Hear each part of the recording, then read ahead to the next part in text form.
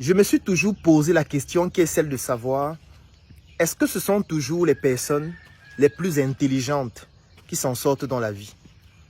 Est-ce que ce sont des personnes qui s'en sortaient les mieux à l'école, qui vont finalement réussir dans la vie ou alors s'insérer sur le plan socio-professionnel de manière adéquate dans la vie? Je me suis toujours posé la question qui est celle de savoir, est-ce que ce sont les personnes les plus cultivées qui vont s'en sortir dans la vie? Prenons un secteur d'activité comme celui de la médecine.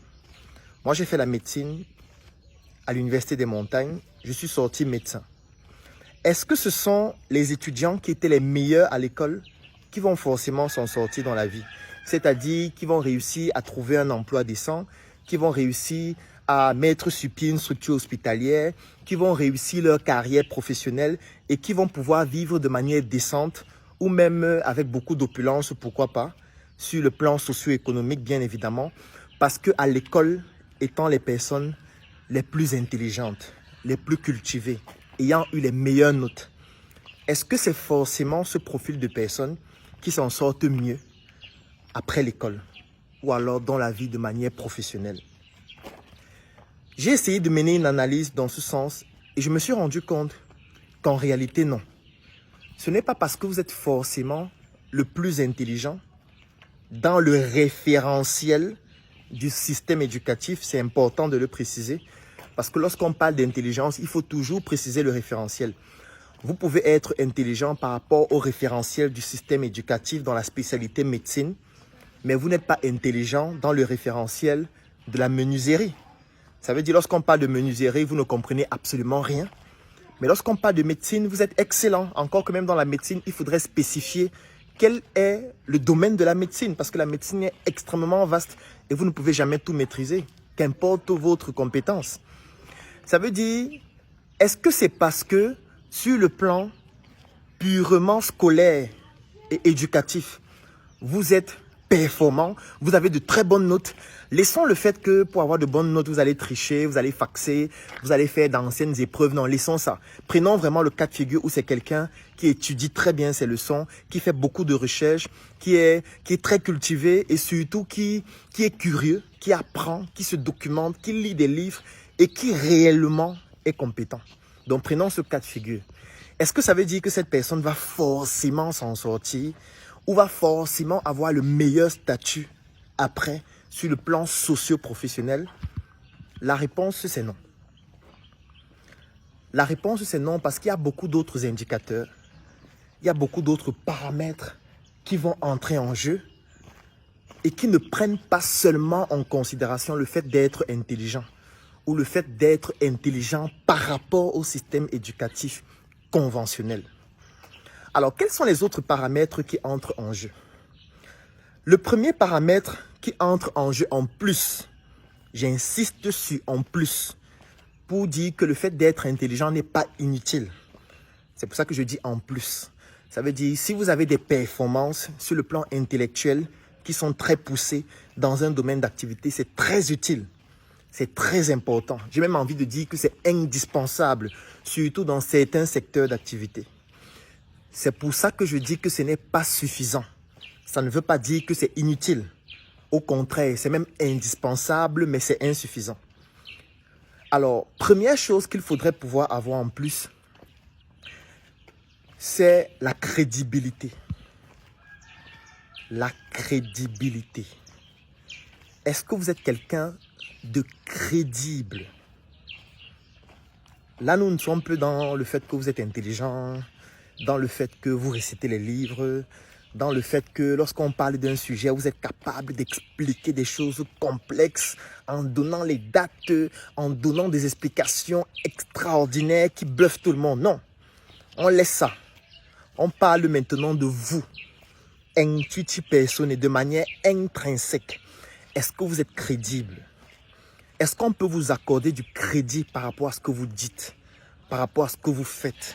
Est-ce que vous faites ce que vous dites? Est-ce qu'il n'y a pas de dissonance cognitive entre ce que vous dites et ce que vous faites au quotidien? Est-ce qu'on peut vous confier une tâche et vous réussissez à la réaliser de manière excellente, avec discipline? Est-ce qu'on peut vous confier un bien et vous réussissez à le conserver de manière excellente jusqu'à ce qu'on puisse vous confier d'autres biens, est-ce qu'on peut vous accorder du crédit? Parce que si on ne peut pas vous accorder du crédit, sur le plan socio-professionnel, vous ne pouvez pas vous en sortir en fait. Comment vous allez faire pour vous en sortir si on ne peut pas vous octroyer du crédit? Le crédit, ce n'est pas forcément de l'argent, hein. Le crédit, ça peut être aussi votre propre parole. Lorsque vous dites que vous allez faire quelque chose, est-ce que vous le faites? Quand vous ne réussissez pas à le faire, est-ce que vous expliquez au moins ce qui vous a empêché d'arriver à cet objectif? Est-ce qu'on voit vraiment au quotidien comment vous donnez tout pour y arriver? Lorsqu'on vous confie quelque chose à faire, est-ce que vous réussissez à le faire? Est-ce que vous mettez tous les moyens intellectuels, relationnels, socio-économiques afin de pouvoir atteindre les objectifs qu'on vous a confiés? Même si vous n'arrivez pas à les atteindre, mais est-ce que vous réussissez à tout donner pour y arriver? Parce que si vous ne réussissez pas à être quelqu'un de crédible, c'est-à-dire quelqu'un à qui on peut octroyer du crédit, quelqu'un en qui on peut faire confiance et lui confier certaines tâches, certaines responsabilités, certains biens qui peuvent être matériels, qui peuvent être immobiliers ou de tout autre type, vous ne pouvez pas vous en sortir sur le plan professionnel parce que vous allez manquer un élément fondamental qui est la confiance. Ça va créer une crise de confiance entre vous et les autres. Et s'il y a une crise de confiance entre vous et les autres, ça veut dire que vous ne pourriez pas collaborer avec les autres.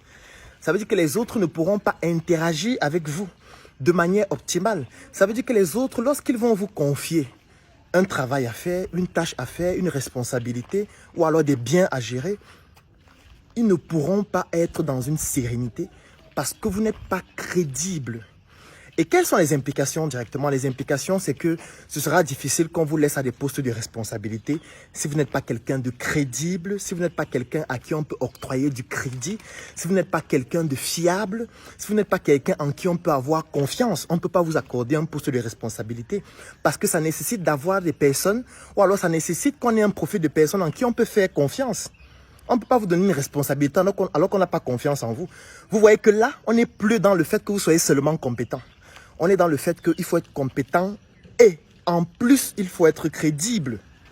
Est-ce que vous l'êtes? Parce que la crédibilité, ça se travaille de manière intrinsèque d'abord. Et c'est ce travail intrinsèque que vous allez montrer de manière extrinsèque afin que les autres puissent comprendre qu'en réalité, vous avez ce fond indispensable qu'il faut afin qu'on puisse vous accorder des responsabilités. Vous êtes un médecin. Si vous n'êtes pas crédible, votre compétence ne suffit pas. Vous aurez un conflit relationnel avec vos patients, un conflit relationnel avec vos collègues, un conflit relationnel avec les autorités, un conflit relationnel avec votre hiérarchie. Vous n'allez jamais pouvoir vous en sortir si vous êtes seulement intelligent, sans être crédible. Ce n'est pas possible. Et maintenant, pour être crédible, qu'est-ce qu'il faut faire? Il faut se créer d'abord des interactions avec les autres. Il faut permettre aux autres d'interagir avec vous. Vous ne pouvez pas être introverti en disant que je suis intelligent, je n'ai pas besoin de collaborer avec les autres. Non. Vous devez interagir avec les autres. Vous devez comprendre que je dois faire avec les autres.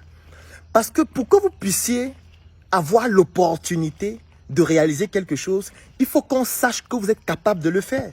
Et comment est-ce qu'on va savoir que vous êtes capable de le faire? Si vous ne vous exposez pas, si vous n'exposez pas ce que vous savez faire. Ça veut dire qu'au-delà d'être intelligent, au-delà d'être crédible, il faut pouvoir faire savoir ce qu'on est capable de faire. Si vous ne faites pas savoir ce que vous êtes capable de faire, comment est-ce qu'on sait que vous savez le faire?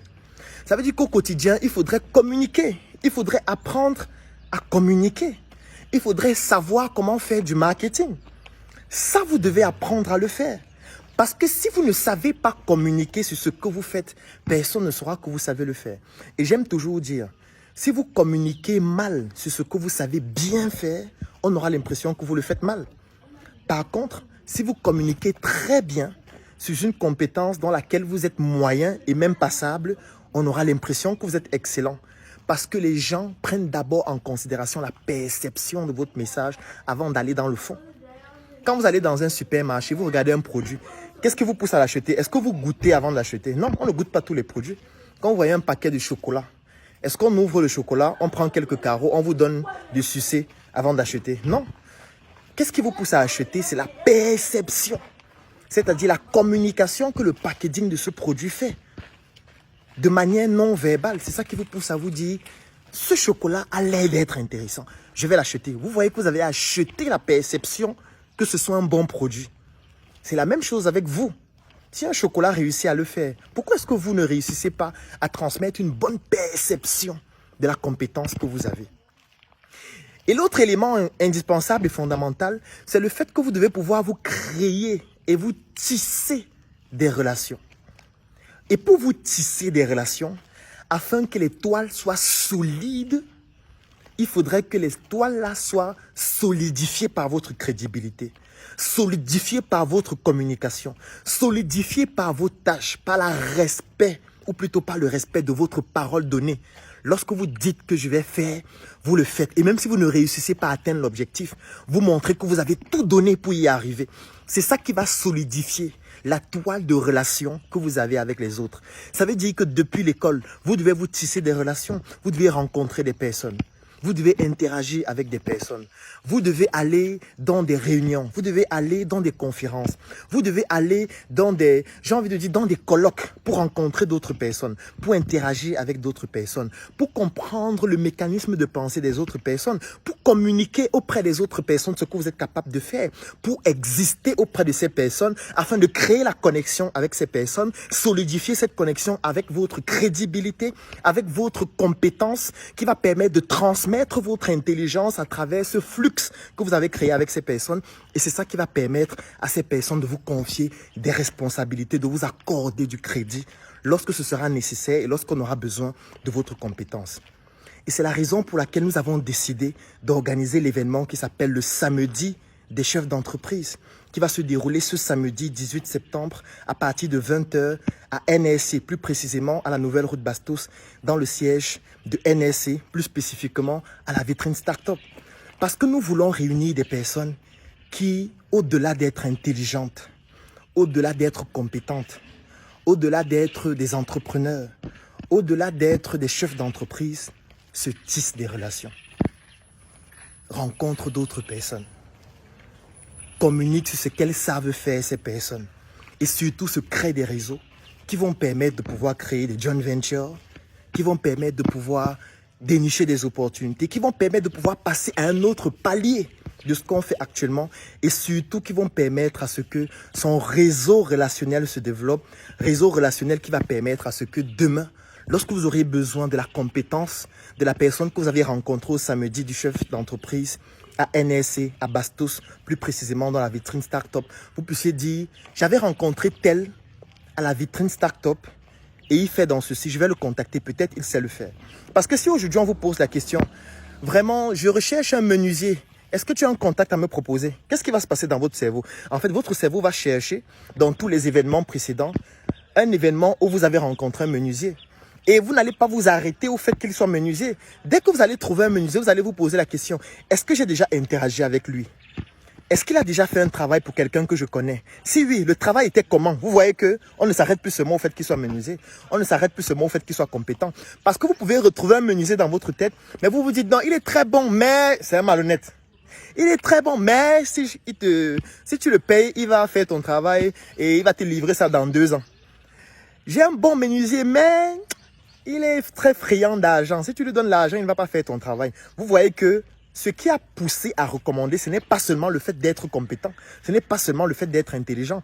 On regarde, oui, il est intelligent, mais ensuite, quelles sont les interactions que nous avons eues ensemble? Est-ce qu'elles étaient de qualité? Est-ce que c'est quelqu'un de crédible? Et quand les deux là sont réunis, vous allez recommander. Même si la personne n'est pas très intelligente, même si elle est passable, mais elle est crédible, vous allez dire non, contacte celui-ci. Ce n'est pas un excellent menuisier, mais il va se battre, il va apprendre pour pouvoir t'offrir le travail de qualité qu'il faut.